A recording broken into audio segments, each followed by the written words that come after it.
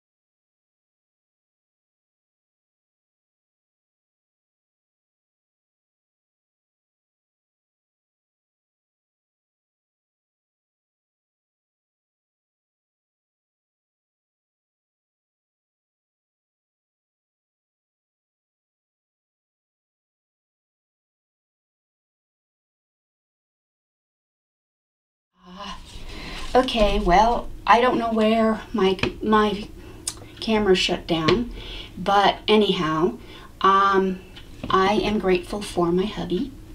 He is my best friend. He helps me through a lot of bad times. He's always there. He's always supportive. And so that's where I'm dedicating this card to. And this has stars on it because he's my shining star.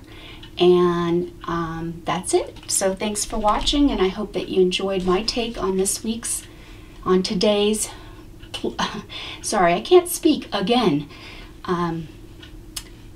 Thanks again for watching, and I hope that you'll come back tomorrow and see what my next gratitude playing card is. Thanks again. Bye, Toodles. Have a wonderful day.